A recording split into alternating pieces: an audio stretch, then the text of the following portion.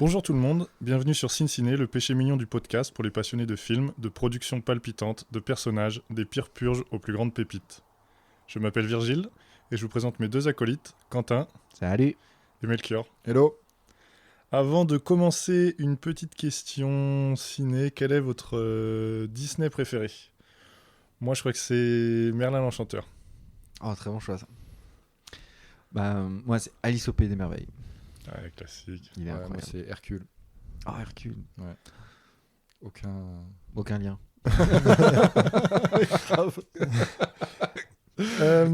Et pour commencer ce podcast, un petit détour sur Sens Critique avec votre dernière note sur cette plateforme de notation cinématographique. Melchior, c'était quoi ?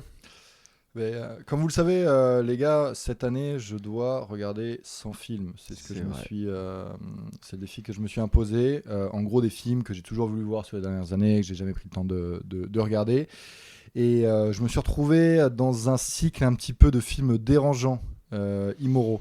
Donc j'ai regardé Carnet de Gaspard Noé, j'ai regardé Visitor Q, qui est un film abominable japonais. Mais j'ai aussi regardé Salo ou Les 100 jours de Sodome, donc qui est un film italien des années 75, un film de Pasolini. En gros, le pitch, on suit des fascistes italiens pendant la guerre qui vont forcer les adolescents à les rejoindre dans un manoir dans la ville de Salo, où ils vont tous vivre pendant 120 jours et subir les pires sévices. C'est l'un des films. Pourquoi avoir regardé ce film ? Parce qu'au final, c'est l'un des films que c'est un des films qui était assez souvent, référencé sur un des podcasts que je suivais pas mal, qui est le PIFcast, le Paris International Fantastic Film Festival. Donc c'est un podcast qui n'existe plus maintenant, mais en gros il y avait un festival de films à Paris et ce film était revenait de temps en temps sur la table. Et voilà, en gros, c'est l'expérience. Tu vas avoir un des films qui est censé être le plus dérangeant, le plus atroce, ce que tu veux. Et c'est vraiment le cas. Je vais pas vous spoiler, je vais juste vous donner les 4 chapitres qui composent ce film. Donc en italien, mais traduit en français. Le vestibule de l'enfer. Le cycle de la passion. Le cycle de la merde. Okay. Le cycle du sang. Ok. Voilà, c'est tout ce que je peux vous dire. Ouais. Le film est abominable. Donc j'ai mis un 6 sur Sens Critique parce que à partir de 6, je pense que ça veut dire que le film doit être vu quelque part. Mais voilà, il y a un énorme risque de gerboise pendant les 3 quarts du film. C'est du cinéma italien ? Ouais. Pasolini, c'est un espèce de réalisateur qui transgressait le genre et la morale à l'époque, qui a fait pas mal de films, qui était ultra décrié, et il a été assassiné. Ah ouais. Ouais, parce que c'était aussi, tu vois, quelqu'un d'engagé politiquement à l'extrême gauche, un activiste. Et son frère, petit frère si je dis pas de bêtises, a été tué dans la même maison qui a servi pour le film à Salo. Voilà. Ah ouais, donc il y a un truc familial. Ok. Ouais. Ça rajoute un méga background. Ouais, j'avoue, c'est une dénonciation en gros du fascisme, de tout ce qui a été. Ok. Mais oui. Mais c'est vraiment, vraiment insoutenable. Voilà. Ok, donc c'est pas un film qui va être plaisant à regarder, quoi. Non, pas vraiment. Ouais. À montrer à ses enfants, pour sûr, mais voilà, il faut qu'ils aient déjà 30 ou 35 ans. Quoi, Et toi, Quentin, alors, c'était quoi ? Moi, du coup, c'est The Whale d'Aaron Aronofsky, avec Fraser. Jonathan Fraser. Benjamin ? Non, Jonathan, non. Jonathan ? Ouais, c'est Brendan. Brandon, on était à voir. dans les choux. Là.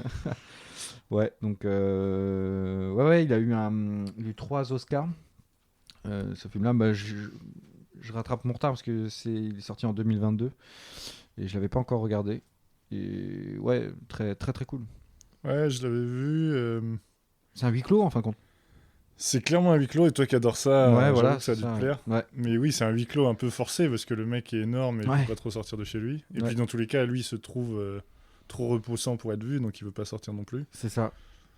Moi j'ai bien kiffé. Après ça m'a un peu, je sais pas si c'est un truc qui m'a plu, en même temps qui m'a un peu déplu, mais les grosses références au christianisme, les références un peu divines, la fin et tout ça. Mais à la fois c'est marrant qu'il y ait ces références-là et ça te pousse à réfléchir un peu sur le film. Et en même temps c'est un peu à l'américaine aussi, très tourné autour de Dieu et tout ça. Ouais. ça, bah, je l'aurais vu un peu plus court quand même. Il y a certaines longueurs quand même dans le film, je trouve. J'aurais aimé plus vite arriver à la fin. Il y a des moments qui peuvent franchement facilement être cut, mais il y a des petites choses. Par exemple, je pense là au livreur de pizza, tu sais, qui vient de temps en temps. Enfin, en fait, il noue une relation sans le voir. Et je sais pas, il y a plein de petites idées comme ça que j'ai trouvé super cool dans le film. Et c'est un thème qui est quand même assez peu traité, quoi. Le fait que le gars soit en surpoids, etc. Et que, en fait, sa vie, elle est totalement anéantie, ouais, parce que le gars bouge pas de son canapé, il peut vraiment c'est de l'obésité plus que morbide, parce que le mec peut absolument rien faire. Aller se faire un sandwich, c'est presque un calvaire, quoi. et au final, je serais pas allé voir ce film-là si c'était pas Aronofsky, je crois. Ni Fraser, on connaît aussi parce qu'il a joué dans Scrubs. Il y a peut-être aussi ce truc-là. Ouais, carrément. Mais ouais, il est touchant ce film-là et très bien fait. Bah, je trouve que le tour de force, en fait, c'est surtout de faire de la vie de ce mec, de la fin de la vie de ce mec, un peu une course contre la montre, parce que tu vois venir dès le départ qu'il va mourir de sa maladie. Oui, c'est vrai. Et en fait, tu te dis, bon, bah, comment ça va se passer tu vois que chaque jour, c'est limite pire. Donc, tu dis qu'en fait, c'est juste l'histoire de la fin de la vie de ce mec, tu vois. Et je trouve que quand tu le lis comme ça, c'est aussi un peu plus grave. Et je pense aussi que pour lui, c'est aussi de se dire bon bah voilà, au final je peux plus me raccrocher à rien, ni même à ma famille, à mon boulot, parce que tout part à volo. Donc il a cette espèce de réflexe humain et qui est un peu pathétique, c'est de se dire bon bah voilà, peut-être que j'ai jamais trop cru à la religion, mais maintenant que je vois que mon heure arrive, je vais essayer de me raccrocher à ça, tu vois. Et c'est un petit peu comme ça que j'ai vu, un espèce de le dernier acte pathétique d'un mec qui sait qu'il va mourir, quoi. Ouais. Et je trouvais ça assez fort, plutôt un bon film en réalité. Carrément. Ouais, carrément, non, plutôt bon film, clairement. Du coup, j'ai mis 7. Moi, je dirais un truc comme ça. Bonne note. Moi, ma dernière note, c'est La Fièvre. C'est une série Canal+, qui est sortie il y a pas longtemps. J'ai mis 6, donc c'est un peu beauté en touche pour moi, en disant j'ai bien aimé, mais c'est pas incroyable. L'idée est originale. C'est sur une crise médiatique en France. Ça reprend... En fait, ce qui est cool, c'est que ça reprend beaucoup de thèmes contemporains. Les luttes culturelles un peu qu'on a vues avec l'élection américaine, Trump, etc. Justement la fragmentation de la société qui est liée à ça, les gens qui s'opposent sur les idées, la radicalisation un peu des opinions, la surmédiatisation de tous les événements et tout ça, les luttes d'influence, la paranoïa et puis un peu l'ère de la post-vérité. Donc la série est cool parce que ça traite de tous ces sujets-là et qu'elle est globalement agréable à regarder. Après, ça reste une série Canal qui est pas il y a pas des grands acteurs, il y a Benjamin Biolay dedans, il y a des acteurs assez jeunes qui montent, mais pas exceptionnels, mais plutôt intéressants sur les sujets qui sont traités. Ok. Vous l'avez pas regardé ? Pas du tout, mais on en a parlé déjà il y a quelques jours, et ouais, je pense que je vais me faire ça dans les prochaines semaines. Ouais, ça a l'air cool. Est-ce qu'il y a des bonnes séries Canal ? Bah ouais, le Bureau des légendes. Ouais, le Bureau des légendes, j'avoue que c'est Kassovitz, top. Ouais. Il y en a eu d'autres, mais on en Parce parlait. que là, ça fait pas beaucoup là. Ouais, non, mais tu vois, c'est Netflix drôle. Ouais. Ah merde, ouais, c'est Netflix. Non, tu dois en avoir d'autres, Braco, tout ça. Enfin, moi, c'est pas des trucs engrenage, c'est pas des trucs que j'ai suivis, parce qu'il y a un milliard de saisons, mais il y avait aussi sur Canal, comment ça s'appelle c'est sorti il y a 2 ans, une série humoristique sur une espèce d'agence qui suit qui est censée répertorier les phénomènes paranormaux, en tout cas les ovnis dans le sud de la France. Avec le GEPAN et tout Ouais, ça, c'est ça, ouais. je sais plus comment elle s'appelle. Je l'avais regardé, elle est pas mal. Ouais, c'est cool, tu vois. Ouais. C'est clairement un 6 plus, quoi. Okay. C'est marrant à voir, ça, tu vois, ça transcende pas, mais c'est vraiment des trucs qui passent très bien. Moi, je l'ai pas regardé, mais c'est dans ma watchlist, comment ça s'appelle, Baron Noir. Ah ouais. Baron apparemment, Noir, ouais. Qui est très cool. Je crois que mon père l'a regardé, il avait kiffé aussi, ouais. Ouais. Ok, donc il y a des bonnes séries sur Canal. Ouais, clairement. Ok. Et ouais, non, je sais pas, je les ai pas toutes en tête, mais il y a quand même, ils arrivent à créer des trucs pas trop dégueux. D'accord. On peut passer au thème du jour qui est sur Tarantino et le meilleur film de Tarantino selon chacun d'entre nous. Melchior, tu nous as mis quoi ? Bah écoutez, moi je suis parti d'un sondage auquel j'avais répondu sur Sens Critique il y a 10 ans. Donc il y a quand même un bon moment. Parce qu'au final, c'est super dur pour moi de te répondre. En fait, quel est le meilleur Tarantino pour moi? Ça évolue tout le temps. Il y a des films que j'ai vus sur des DivX en qualité abominable. Il y a des films que je suis allé voir Day One au ciné. Donc j'ai l'impression en tout cas d'avoir toujours un rapport un peu particulier avec chacun des films de Tarantino. Et j'ai l'impression aussi que certains films me parlent plus maintenant qu'ils me parlaient à l'époque. Et en gros, en ayant répondu à ce sondage sur Sens Critique, donc il y a 10 ans, mon top 5, c'était Pulp Fiction, Kill Bill, Reservoir Dogs, Django Unchained et Inglourious Basterds. Aujourd'hui, je pense que ça a évolué. Franchement, il y a des... même moi, j'ai du mal à comprendre mes choix, tu vois. Je pense que Pulp Fiction reste le top. Je pense que ça reste le numéro 1 pour moi. Parce que objectivement, c'est le meilleur film. C'est un film total. Tout qui... y a tout, tu vois.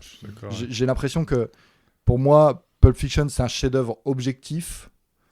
Kill Bill 1 et 2, pour moi, reste le second meilleur film de Tarantino. Mais là, c'est pour moi plus un chef-d'œuvre subjectif. C'est un film que j'ai maté 1 milliard de fois, que j'ai adoré la BO, j'ai sacralisé certains moments, j'ai vraiment un truc vraiment particulier avec ce film-là, et c'est pour ça que Kill Bill, je pense que c'est mon deuxième film préféré de Tarantino. Et ensuite, dans mon top 3, ce serait plutôt Jackie Brown, qui est généralement un film qui est assez peu cité de sa filmographie, mais que je trouve super cool. Donc Pulp Fiction en haut, Kill Bill deuxième, et Jackie Brown en 3. Donc voilà, tu voulais un film, je te donne un podium, donc je triche un peu. Ouais, moi je suis d'accord. En vrai, je suis complètement d'accord sur le fait que Pulp Fiction, c'est le film total, c'est le chef-d'œuvre de Tarantino. Il en a fait plusieurs, hein, mais c'est pour moi la première marche du podium, clairement. On sait même pas par où commencer quand on a envie de parler de ce film, parce que tout est incroyable, les dialogues sont dingues, l'enchevêtrement des histoires, c'est incroyable. Et le MacGuffin, tu vois, genre il y a quoi dans la boîte, tu vois, c'est juste ouf. C'est vraiment, c'est juste un objet qui est là pour faire avancer le scénario et en fait qui te guide toi en disant mais attends, on va forcément savoir, mais non, en fait c'est ce qui fait avancer le scénario et c'est juste une idée de génie, quoi. Tu vois. Ouais, c'est censé être un truc de ouf. En fait, on l'oublie presque ce truc-là parce que c'est juste. C'est au second plan. Ouais, ça lance l'histoire, mais il y a des scènes qui sont mythiques aussi que tout le monde connaît. Travolta et Matterman qui dansent. Même la scène de Travolta et Samuel L. Jackson qui discutent quand ils vont récupérer l'argent chez les mecs, là, dans la caisse, ah oui, et dans après le couloir dans le couloir, et tout. Même quand ils discutent avec les mecs, ça s'enchaîne. Enfin, il y a. Ça, ce passage est incroyable. C'est sans doute le film le plus pop aussi, tu vois, qui est le plus entré dans la pop culture de Tarantino aussi. Et je pense aussi que Pulp Fiction, c'est la pop culture. En tout cas, Tarantino, c'est ça. C'est vraiment le début de ça, des geeks qui prennent le pouvoir du ciné et qui font du ciné en fait un truc plein de références. Et la pop culture, c'est ça en fait, c'est d'avoir de la référence sur tout et tout le temps, quoi.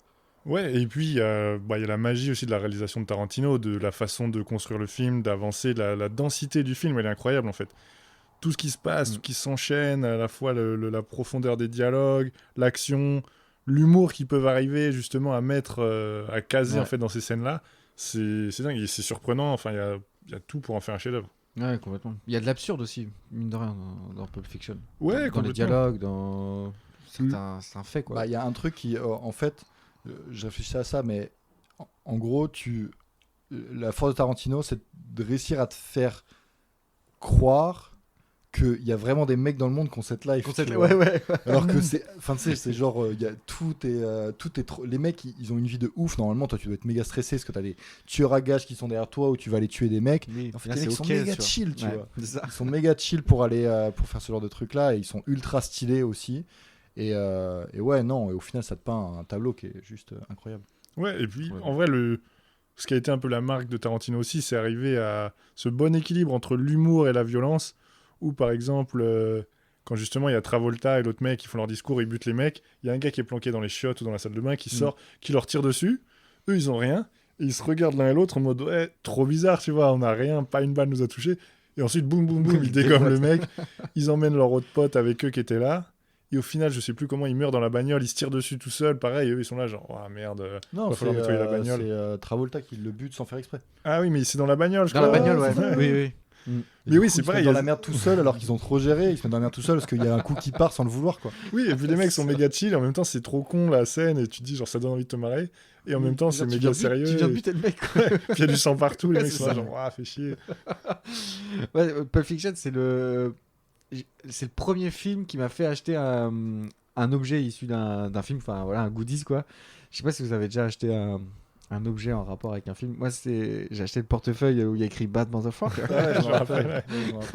Des trentaines, je rêvais trop que ça m'arrive qu'on me demande mon portefeuille, tu vois, et exactement comme dans le film. Je voulais trop revivre la scène. Je fais ça incroyable. Je sais pas si j'ai acheté beaucoup de goodies.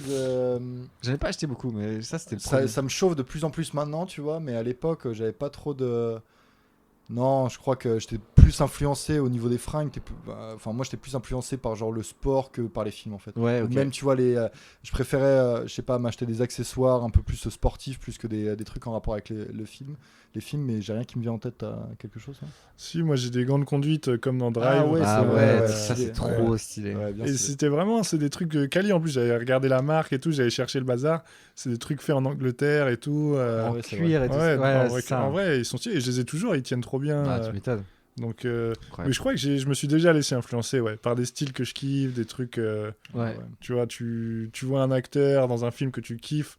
Je pense que tu te laisses influencer nécessairement. Quand le mec est ultra stylé, ultra cool. C'est Hollywood quoi.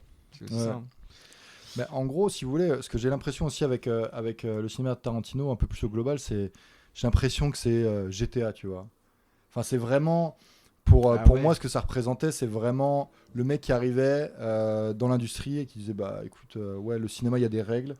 Moi, je vais m'affranchir un peu de ces règles-là. Je vais faire un cinéma qui me ressemble et un cinéma qui est méga fun avec des références. Mais les références, en fait, elles servent au scénar. Avant, les références, c'était plus, en gros, pour faire des clins d'œil. C'est des trucs super basiques. Alors que là, en fait, si tu vois pas les références, alors qu'il y en a 100 par film, en fait, ça fait quand même sens dans l'histoire du film. C'est vrai. C'est quoi ton film préféré, toi, Ken? Je rebondis sur ce que tu as dit au début. Mais ça évolue tout le temps en fonction de ton âge, tu sais, et c'est vrai que Tarantino, moi, pendant très longtemps j'ai adoré Inglourious Bastard, évidemment le Pulp Fiction, mais voilà, on va pas en reparler, mais Inglourious Bastard, ça a vraiment été un de mes films préférés. J'ai beaucoup aimé après quand il a eu sa petite période western avec Django et puis les 8 salopards. Hateful Eight, ouais. J'ai beaucoup aimé les 8 salopards parce que évidemment c'est un huis clos et c'est sur le thème du western, moi que j'aime vraiment bien. Et en fait, là aujourd'hui, je crois que Once Upon a Time in Hollywood, c'est le Tarantino que j'ai le plus regardé, je crois. Tu l'as regardé plusieurs fois déjà ? Ouais, je l'ai regardé plusieurs fois. J'ai dû le regarder 5 fois, je crois. Je dis pas de bêtises. Et en fait, je l'ai vu une première fois, je l'ai pas aimé. Et je l'ai re-regardé, ça m'arrive jamais ça. Je l'ai regardé le lendemain ou le surlendemain, quoi. Enfin, 2 jours après, quoi. Et je fais, ok, c'est incroyable. Et c'est comment dire, le cheminement, tu sais, dans ta tête, il est fou parce que vraiment, je l'avais pas du tout aimé, quoi. Je me suis dit, waouh, c'est le pire Tarantino. La fin, la première fois que je l'ai vu, à la fin, je me suis dit, c'est vraiment le pire Tarantino que j'ai jamais vu. Ah ouais, c'est dingue. C'est fou, ouais. Et après, tu sais, en y repensant, je l'ai digéré, tu vois. Je me suis dit, ouais, il y a quand même des scènes incroyables, c'est avec Brad Pitt. Juste, la photo du film, elle est folle. Ouais, carrément. Et en fait, l'histoire, l'univers. J'ai encore envie d'y retourner, donc je le regarde une deuxième fois, 2 jours après. En fait, là, les dialogues, c'est très bavard, peut-être un poil trop, s'il y aurait quelque chose à dire, ce serait ça. C'est un peu trop bavard, tu sais.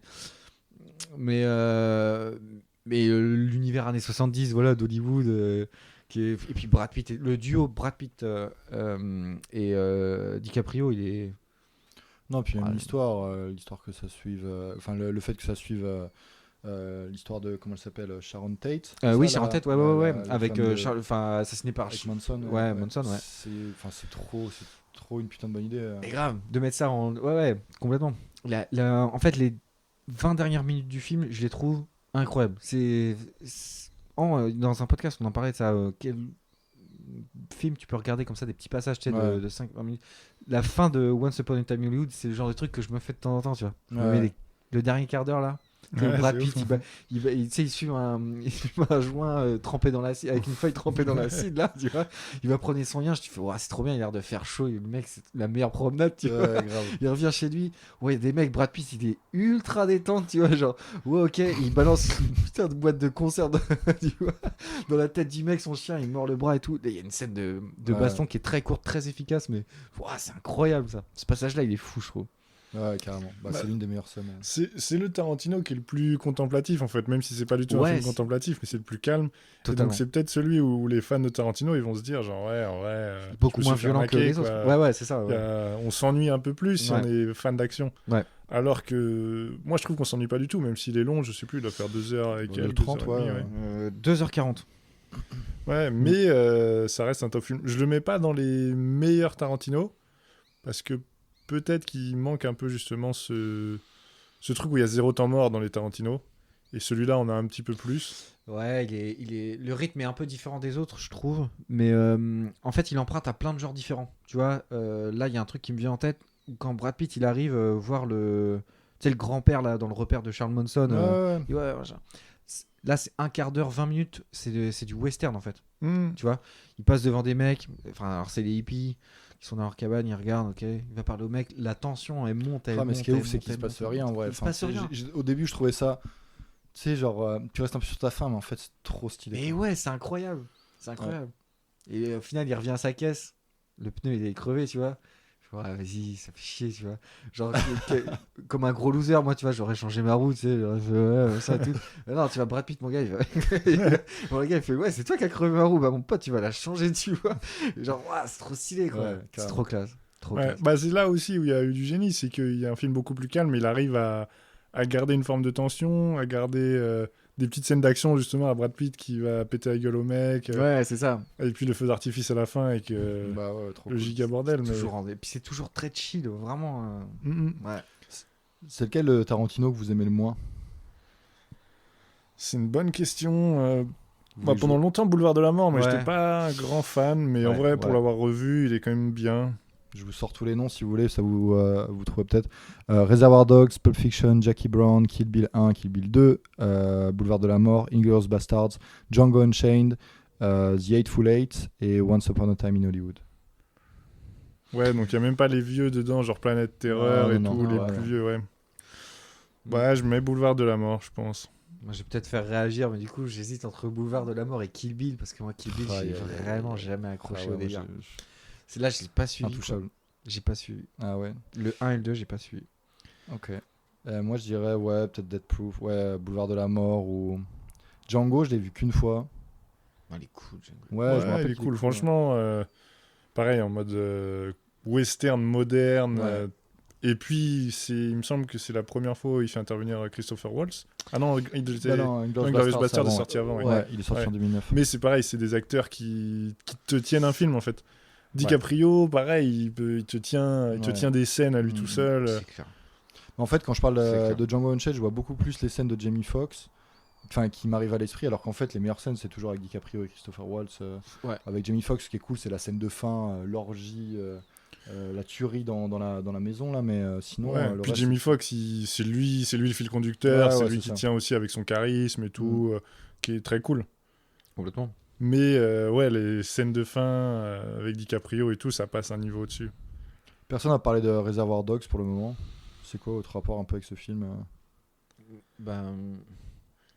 C'est le premier vraiment film de Tarantino. Ouais, 94. Ouais, c'est un huis clos aussi d'ailleurs. Ouais.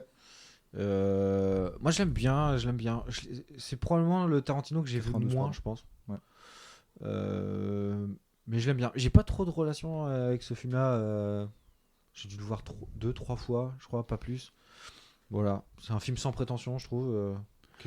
C'est bien. Mais moi, c'est dans les films que j'aime le moins, mais je le mets au-dessus de Boulevard de la Mort parce que je préfère les dialogues. Exactement.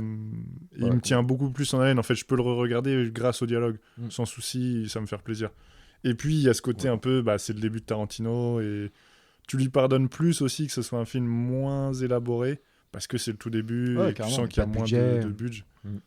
Surtout que dans le film, il y a, bien entendu, je viens de perdre son nom, mais l'un des acteurs principaux, c'est un acteur qui avait le vent à ce moment-là, je ne me rappelle plus de son nom, bref. Et en gros, si tu veux. Ça doit être Harvey Keitel, non? Ouais, voilà, qui est hyper connu. Ouais, c'est ça, voilà, c'est Harvey Keitel. Et en gros, si tu veux, quand il a vu la proposition de Tarantino, au début, il n'a pas trop prêté attention. Et c'est vraiment Tarantino qui l'a tanné à mort pour venir jouer dans le film. Alors que le cachet était vraiment très faible. Parce que tu vois, il n'avait pas encore les faveurs des grands majors. Et au final, il a vraiment réussi à le convaincre. Et les gens sont allés le voir parce que c'était un film d'Harvey Keitel en premier lieu. Et puis après, tout le monde a pété un câble. Et ensuite, 3 ans après, c'est Pulp Fiction, c'est la Palme d'Or et tout. Donc là, tout explose, quoi. Mais c'est vraiment, tu vois, si Keitel n'avait pas cru en Tarantino, quelque part, ça se trouve, il serait resté un mec random pendant longtemps, comme Rodriguez, quoi, tu vois, par exemple. Ouais, carrément. Aussi, voilà, moi, Tarantino, je sais que les 4-5 derniers films, en gros, depuis Inglourious Basterds, je crois que je suis toujours allé voir les movies au ciné, ouais, tout le temps. Day One pour 2 d'entre eux, je crois que Inglourious Basterds et Hateful Eight, j'y suis allé Day One. Mais est-ce qu'il y a d'autres réalisateurs comme ça qui vous font aller au ciné direct, vraiment, où vous attendez le film comme un événement Ouais, moi Wes Anderson, moi ça me fait ça. Ok. Ah ouais, encore maintenant Bah malgré la grosse déception là du dernier, ouais. Enfin non, de l'avant-dernier du coup, parce que le dernier c'est Asteroid City. Ouais. Mais ouais. En fait, pour moi ça c'est des films que Wes Anderson, tu les vois au ciné parce que la colorimétrie, tu vois, vraiment au niveau de la techno, ouais, le film s'y prête, ouais, c'est ça. C'est un film là, t'es dans le contemplatif, pardon. Plus quoi, et le regarder sur ta télé et le voir au ciné, c'est pas le même film, quoi. Je grossis un peu le trait, mais voilà, c'est histoire de comprendre. Ouais. Et ouais, moi ça me fait ça, ouais, Wes Anderson, ouais. Même si j'aime beaucoup moins ces derniers temps, ouais, c'est vrai. Je trouve. Bon, moi, il y a une période où c'était Guy Ritchie. Ah ouais. Moins forcément aujourd'hui, mais si toujours. En fait, je vois Guy Ritchie, je vais dire vas-y. Je sais quoi, je sais que je vais passer un bon moment, je sais que je vais kiffer au ciné. Et puis Guy Ritchie maintenant, il sort maintenant en direct sur les plateformes là. Les 2 derniers films, c'était ça, je crois. Ah ouais. Mais non, le réalisateur où je loupe plus aucun film et où je vais tout le temps au ciné, c'est Denis Villeneuve. Ouais, bien sûr. Ah oui, ouais. Denis Villeneuve, je sais que je vais. Enfin, c'est que des bangers et maintenant qu'il a encore plus de budget, que on lui a un peu donné une partie des clés d'Hollywood, le mec il fait des trucs de ouf. Enfin, Dune, c'est le parangon de. Il y a beaucoup de budget et tout, mais même tous ces films d'avant, même des films qui n'ont pas forcément bien marché dans la critique, genre Sicario et tout. Moi, j'étais allé voir au ciné. J'ai trop kiffé. Premier Contact, c'est un film qui... La première fois que j'ai vu, je me suis dit genre, waouh, truc de ouf, méga stylé. Et je l'ai revu 3-4 fois, et à chaque fois que je le revois, je me dis, en fait, c'est un chef-d'œuvre ce film, il est incroyable. Tous les sujets abordés et tout, la construction, elle est ouf. En fait, je crois que depuis... Incendie ou... Même avant, non, ouais, Prisoners et... et Enemy, je crois, où c'est là où je me suis dit, en fait, Prisoners, c'est très bon, mais très action, et Enemy, où je me suis dit, en fait, le mec, il a un cerveau de ouf, et il va me faire kiffer, c'est sûr. Et je crois qu'à partir de ce moment-là, à chaque fois, moi, j'aurais bien dit aussi Villeneuve.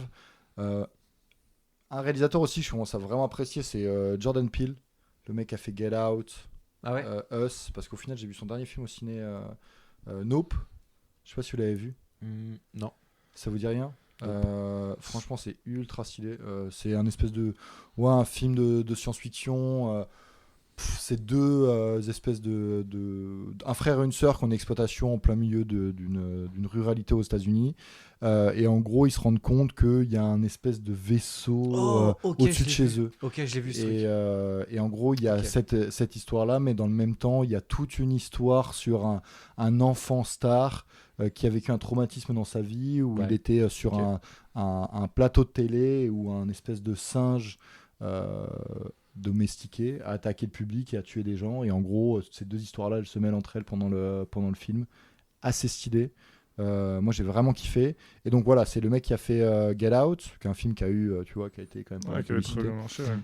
Et j'ai l'impression aussi pareil que c'est un mec qui est encore en train d'expérimenter des trucs, mais que ce qu'il expérimente, ça marche plutôt bien. Donc j'ai un petit peu ce sentiment-là avec lui.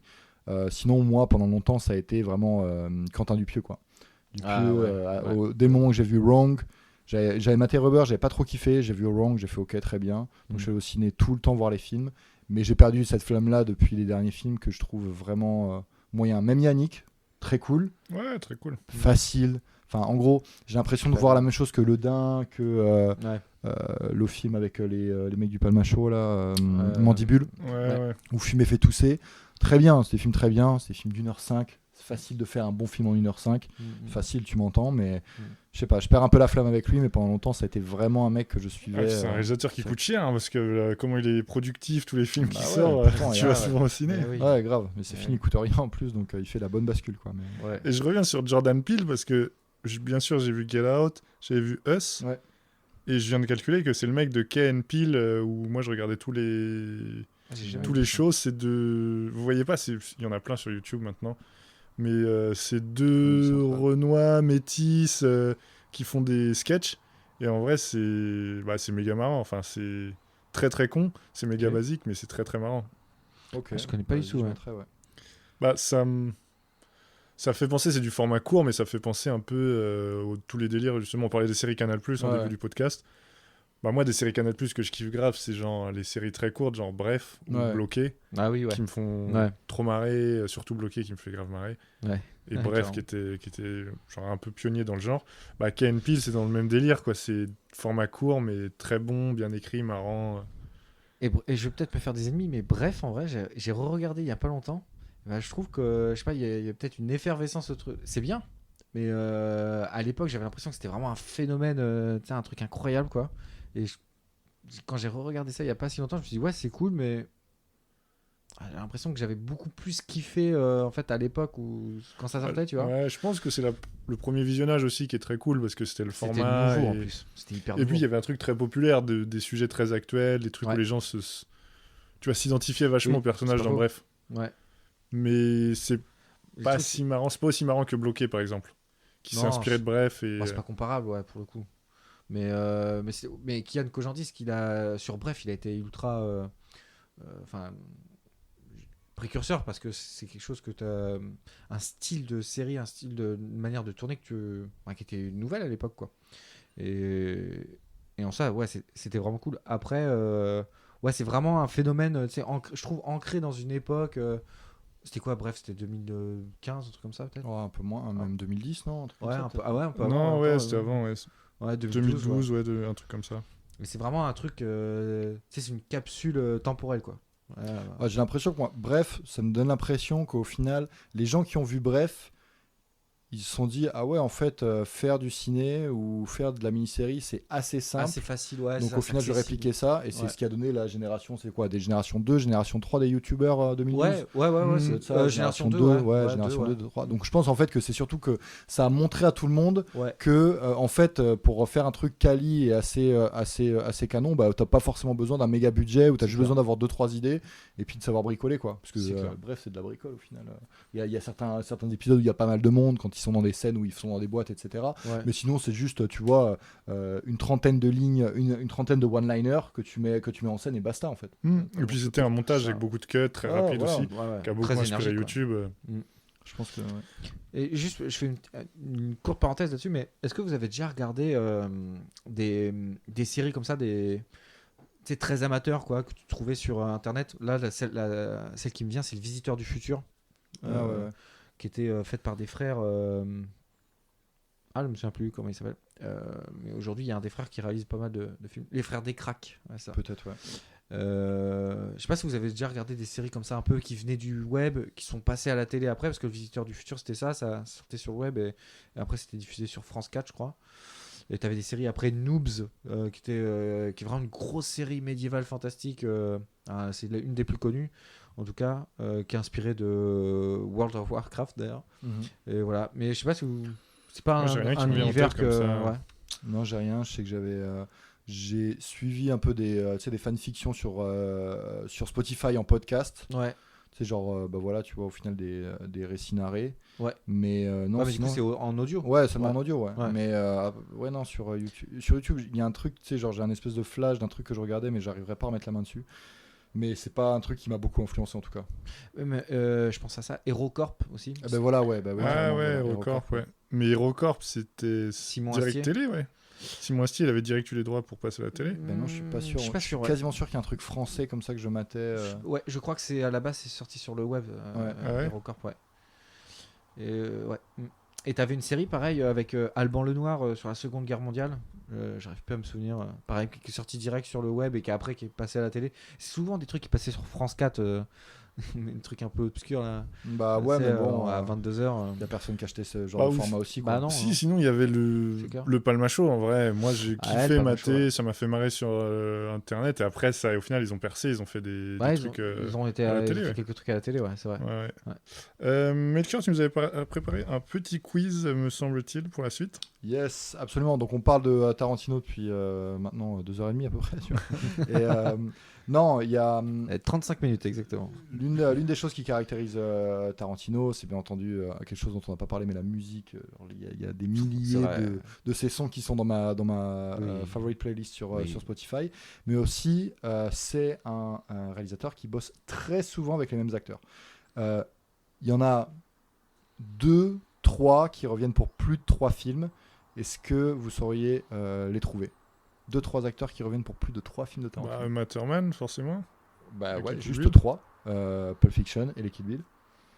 Il y en a 2 autres. Lui-même déjà, il se fait du caméo. Ouais, c'est vrai. On aurait pu mettre dans le top absolument. Ouais. Bah, Christopher Waltz, on en a parlé.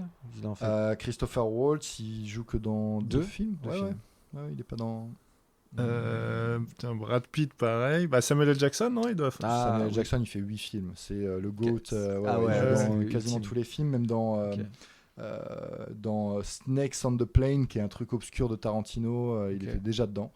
Mais Samuel L. Jackson c'est vraiment le mec qui a fait le plus de films avec Tarantino, et il manque un acteur qui est apparu dans 3 films. Dans 3 films? Ouais, c'est pas le plus simple. Ouais, parce que j'en ai plein, mais à chaque fois je vois que 2. Ouais, c'est souvent ça. Il a bossé très souvent avec sur 2 films avec les mêmes acteurs. Il y en a genre 15-20, tu vois. Mais non. C'est un plus petit rôle nécessairement. Ouais. Est-ce que c'est un des gars qui est déjà dans Reservoir Dogs ? Ouais. Genre Steve Buscemi ou... Ouais, mais c'est pas lui. Il joue aussi dans Kill Bill. Forcément. C'est Tim Ross, non ? Ah, Tim Ross, ouais. Non. Parce qu'il joue dans Pulp Fiction aussi. Il est dans Reservoir Dogs en fait. Ouais, Tim Ross, il est dans Reservoir Dogs et Pulp Fiction. Ouais, c'est ça. Ouais. Ah, punaise. C'est celui dont on parlait tout à l'heure. Celui qui a refusé le rôle au début de Reservoir Dogs. Harvey Keitel ? Ouais. Non, c'est pas lui. Je vous le donne parce que c'est vraiment pas le plus simple. Okay. C'est Michael Madsen. Je sais pas qui c'est. Je crois que c'est Blue dans Reservoir Dogs, si je te dis pas de bêtises. Et dans Kill Bill, c'est celui qui joue le frère de Bill. Je sais pas si vous remettez le mec qui habite dans une caravane et qui enterre vivant Uma Thurman. Qui a une voix assez grave et tout, qui a un style un peu de redneck basique. Ouais, plutôt de mec qui pourrait être un sosie du rock. Du King. Grave, carrément, oui, c'est exactement ce gars-là, tu vois. Et donc lui, il a joué dans Reservoir Dogs et Kill Bill, et puis après, il a plus jamais joué avec Tarantino, mais c'est quand même ouf qu'il compte très souvent sur les mêmes acteurs et à des emplois différents, tu vois, par exemple Brad Pitt ou Lee Jackson, quoi. Et du coup, tout ça, ça nous emmène vers un autre aspect de la filmographie de Tarantino, c'est que Tarantino, il donne généralement des noms très stylés à ses personnages. Okay, mais il n'y a pas que lui. Il y a aussi beaucoup de personnages de la mythologie du cinéma qui sont, tu vois, genre absolument iconiques. On va faire un petit jeu ensemble. J'ai en face de moi 15-16 noms de personnages. Okay. Je vais vous demander de retrouver de quel film ils sont issus. Il y en a des très faciles, il y en a des un peu plus compliqués, mais il va falloir être rapide. Ok ? Let's go. Cool. Le premier personnage s'appelle Scott d'Enfer. En français. C'est le fils du docteur d'Enfer dans... non, Austin Powers. Dans Austin Powers, c'est ça. Ouais, c'est Green, non, c'est comme ça qu'il s'appelle, le mec qui a ensuite créé Robot Chicken, etc. Très bon. Scott d'Enfer dans Austin Power. Austin Power, un film bien cata aussi, marrant, mais catastrophique au niveau de l'humour. Hein. J'avoue, je pense que c'est de l'humour plus dur à remater aujourd'hui. Ouais, je pense, ouais. Je pense. Oui, donc, ça m'a vieilli à mon avis. Grave. Ça fait un point un peu fragile. Le deuxième, Travis Bickle.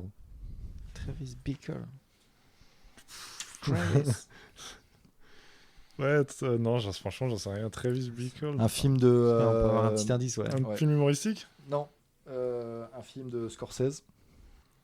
Bah, L'acteur, c'est Robert De Niro. Film Film qui a gagné la Palme d'Or. il a eu la Palme d'Or. Donc les très jeune. c'est pas affranchis, Taxi Driver. Si, c'est Taxi Ah Driver. putain, ouais. Putain, Il s'appelle Travis. Ah ouais, Travis Bickle. je me rappelais pas du tout de ça. Ah ouais, non. En plus, j'y ai pensé, je me suis dit non, ça va pas. Ouais, moi aussi, bizarrement, ça me faisait pas. Ok. J'avais pas du tout son nom en tête. Donc 2-0 pour Virgile. Quentin, celui-là est pour vous. Va falloir que je me. Marcellus Wallace. Ah, c'est Pulp Ouais, Fiction, ouais, c'est ouais, c'est le Samuel- mari de Mia Wallace, c'est le boss de la mafia en gros Ouais, dans c'est Pulp ça. Fiction. Ah non, oui, exact, oui. Ouais, ok. celui qui a la voix hyper grave justement, un peu à la Barry White. Oui. Il y a la scène mythique où il essaie de convaincre Bruce Willis là, de se coucher au 3e round ou au 5e round, je sais plus. Ouais. Où on le voit pas, justement, on entend juste sa voix et tout, qui est hyper Marcellus plaisante d'ailleurs au Wallace. ciné. Ouais, carrément. Marcellus Wallace. Ah ouais. Prochain, The Dude. Le Big Lebowski. Très Ouais. bien. Très Classique. bien. Allez, ça revient dans la danse, là, ça reprend l'ascendant psychologique. Aïe, aïe, aïe. 3-1. Le prochain, pas simple. Marv. Marv. Putain, ça me dit grave quelque chose. C'est un mais... personnage de l'univers de Tarantino, un film de Tarantino, qu'il a co-réalisé et non pas réalisé. Ah, Planète Terreur. Non, c'est l'autre. Le truc dans l'hôtel là, The Groom. Non, c'est pas The Groom. c'est pas The Groom? Non. C'en a un autre qu'il a co-réalisé avec Rodriguez. Ah, ouais, je l'oublie toujours. Ok. C'est un 10 sur 10 que j'ai mis sur Sens Critique. Je sais pas si vous avez. Non. Ah, je me rappelle Un que. film en noir et blanc, un style un peu comics. Sin City. Absolument. Voilà. Ah ouais. Bien. Attends, et Marc, c'est qui dedans? C'est comment il s'appelle, putain, l'ancien boxeur. Bien sûr, c'est le seul mec à qui j'ai pas marqué le nom à côté. Ça, c'est vraiment. L'acteur, je vais le retrouver. Un ancien. Je vois la tête qu'il a Ouais. parce qu'il a une gueule toute cassée. C'est ça. Il a une gueule qui est ultra surfaite pendant dans le film. Dans le film. Et c'est un film, un acteur, tu sais, qui a eu pareil ses heures de gloire.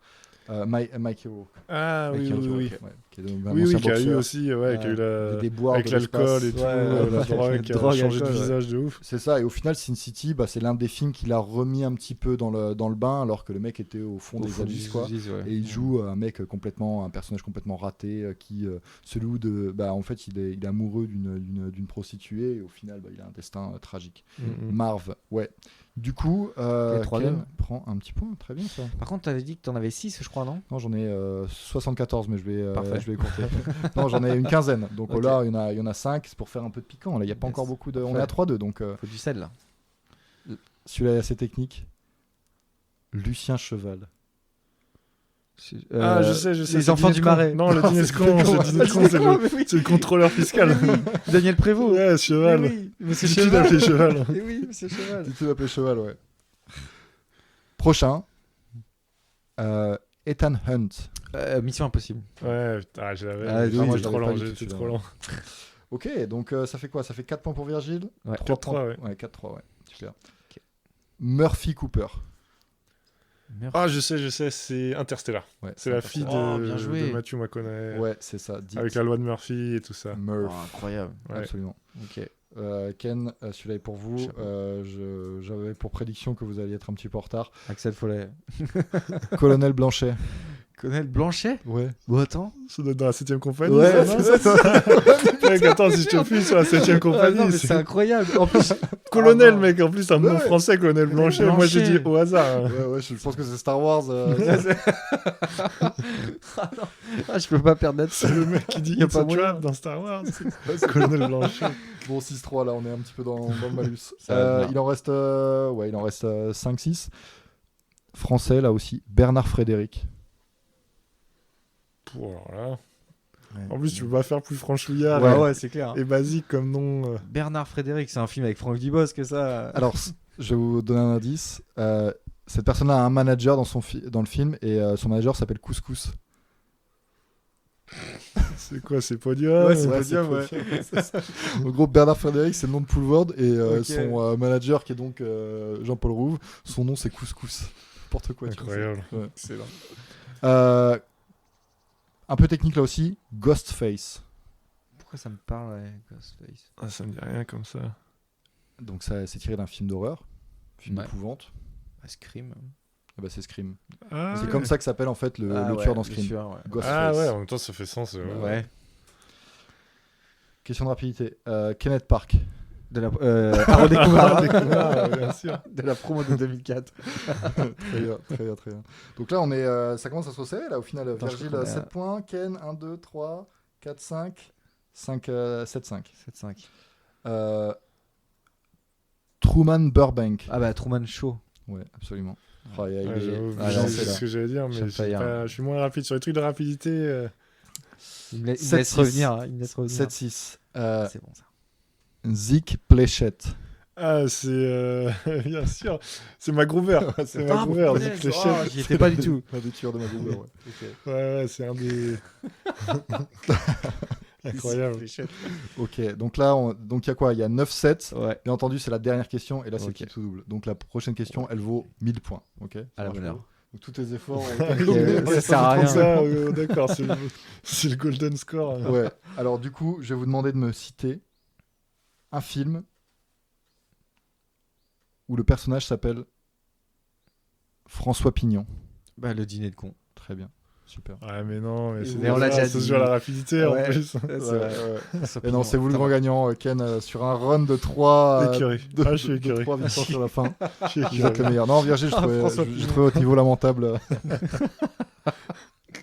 En plus, il a pris tous les points sur les trucs de rapidité, les C'est clair. Hunt et tout ça, Ouais, les ouais, missions des trucs impossibles. plus faciles.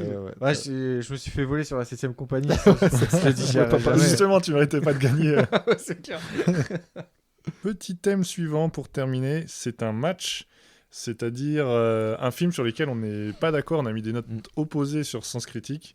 Il me semble que sur ce coup-là, je suis tout seul face à vous deux. Ouais, le film, c'est c'est Wake in Fright, qui n'est pas un film non plus très populaire. Je pense pas que tant de monde l'ait vu. C'est un film donc australien, des débuts des années 70-71, il me semble. 71, ouais. Qui est sorti bien plus tard. Ouais, parce que Les bandes ont bobines été perdues, ouais. étaient perdues, ouais. Ouais. Il est sorti au Festival de Cannes et après il a disparu, ouais. Ça. Et Donc- il a été réédité quelques années après. Ouais, exactement. Donc assez peu connu, mais quand même bien apprécié du public, qui est devenu de plus en plus mythique avec le temps, en fait. Mm. Le synopsis, c'est un instituteur qui fait escale dans une ville minière et qui, en gros, se saoule et au final perd tout son argent et arrive pas à... Et au final ne quitte pas la ville. Oh, c'est grossièrement résumé. Ouais, c'est résumé, franchement. On sent la vie teintée derrière. Dans la... c'est assez honteux, mais bon, ok, très bien, allons-y, ouais. Alors j'ai plus vos notes en tête, moi je sais que j'ai mis Je 2. vais 8, je pense. ouais, effectivement. Melchior a mis 8. Et toi, Quentin, t'as mis 10 Ouais, j'ai même. mis 10, ouais. Donc Ah, bon, on moi, est je quand même trouve sur incroyable, ce film. un grand écart du 2 au 10. Ouais, c'est clair. Qu'est-ce qui m'a déplu? Et je vous laisserai répondre. Le premier point, c'est que j'y crois pas, en fait, au truc. Que le personnage principal peut pas quitter la ville. C'est comme si... Le film est tourné comme s'il était bloqué dans cette ville qui s'appelle Bundayaba, ou je sais Ouais, plus. c'est ça, ouais. Mais en fait, il peut partir quand il veut. Il peut prendre un train, il peut faire du stop, il peut... Je me rappelle même plus comment il part, d'ailleurs, à la Et fin. vrai. en train? En train, oui, Ouais. voilà. Donc, bon. Non, mais je crois qu'il y a un truc avec le train. En gros, si je peux reprendre, l'idée de ce film, donc c'est un film qui est mythique de la house exploitation des années 70, comme Mad Max et tout. Mais en gros, l'idée, c'est que, en gros, le mec est donc un prof. C'est la fin des cours, il doit retourner dans une des grandes villes australiennes et en fait il n'y a pas de train parce qu'il travaille dans une localité de merde perdue au fin fond du au fin fond du désert et donc en fait comme il n'y a pas de train il va rester là le temps qu'il y a un nouveau train et en fait il n'y a rien à faire à part se dégommer avec les rustres sur place et en fait le truc c'est que l'Australie fait que, et surtout dans les années 70, en fait, il n'y a pas des trains qui passent tout le temps et les distances sont tellement abominables à couvrir qu'en fait, le mec se retrouve avec un battement. Je sais pas combien de battements il y a, mais c'est 2 pas semaines ou peut-être. Non, c'est un truc. Ouais, c'est moins, je crois. Ouais, tu vois. C'est moins, c'est quelques jours. Je crois que c'est 5-6 jours. Un truc et en gros, le mec devient fou, surtout en premier lieu, parce qu'il fait 1 million de degrés, quoi. Oui, Et je sais pas comment vous réagissez quand il y a une canicule ici, mais moi je sais que quand il fait méga chaud pendant 1 jour, 2 jours, que tu dors mal, t'es irritable et je sais pas quoi, et au final t'es quasiment plus toi-même. Et je pense en fait que c'est surtout ça qui fait flipper le mec, c'est qu'il y a rien à faire, il fait méga chaud, il a absolument pas d'espoir pour s'en sortir, donc c'est pour ça qu'à un moment il bascule, et je trouve qu'au final le scénario reste assez plausible finalement, tu vois. C'est pas ce qui pourrait me déranger le plus en tout cas. Moi ce que je crois pas, c'est qu'on donne l'impression que le mec il est bloqué comme s'il avait passé ses jours, il allait finir ses jours ici, alors qu'en vrai c'est juste une correspondance, il doit attendre je sais plus combien de temps, effectivement, peut-être 2-3 jours, parce que le train passe pas, mais c'est comme s'il était au bout de sa vie, parce que je pense qu'il l'est, tu vois. Le film, moi, il me fait penser à le mec suffoque, tu vois, il est tout le temps en train de suffoquer, être en train d'étrangler, alors par le soleil, par le fait qu'il soit dans une localité, tu sais, au fin fond d'un désert, voilà, il y a absolument, comme vous aimez le cœur, il y a rien à faire. Et puis même les mecs viennent le chercher directement dans son chez lui pour aller teaser et tout, donc au final, tu vois, c'est même pas le mec à les rares moments où il essaie de s'isoler, les mecs arrivent en foutant un bordel de tous les diables, en ramenant de la tease à outrance et tu vois, en disant bah vas-y, on va aller chasser le kangourou, je sais pas quoi, tu vois, donc le mec il est forcé de toutes parts, quoi. Complètement. À la base, il va quand même dans le bar parce qu'il, je crois, il loupe le train ou le train vient pas. Il y a un truc comme ça, je me souviens plus exactement. Et donc j'allais boire un coup dans le bar et tout. Puis en fait, c'est à partir de là, il fait des rencontres. Il rencontre les gars, les locaux quoi, sur place qui sont totalement cramés. Il y a un docteur, moitié il passe. Il y a des scènes vraiment qui sont.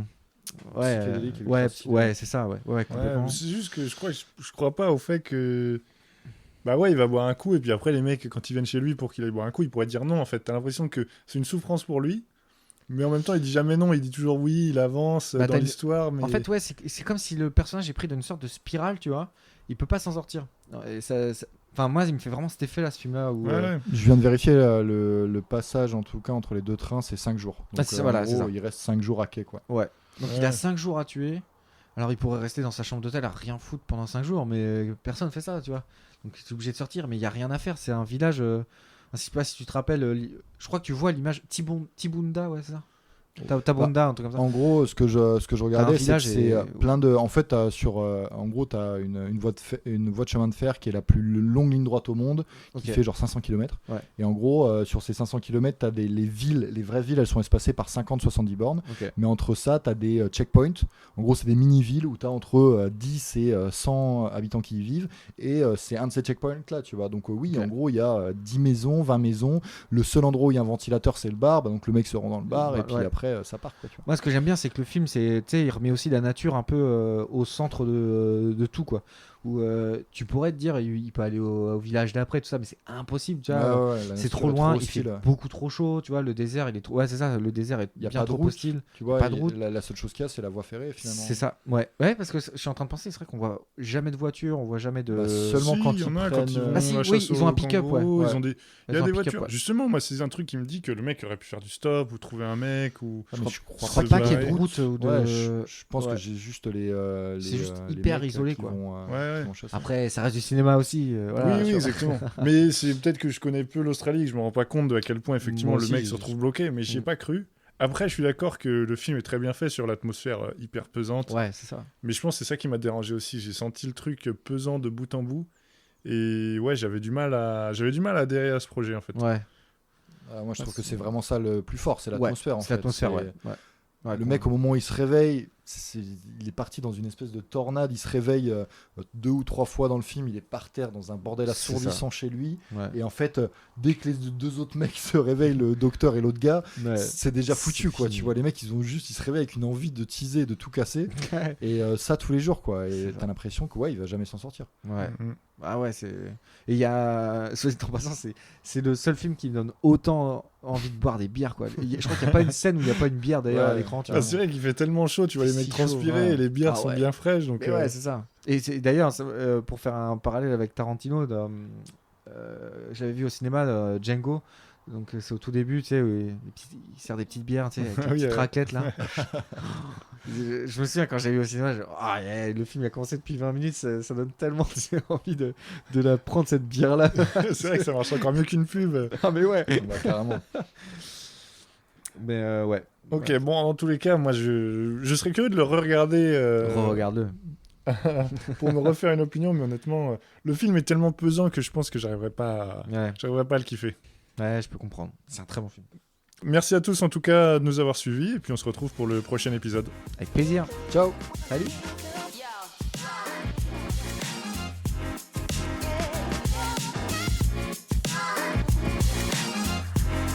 Yo.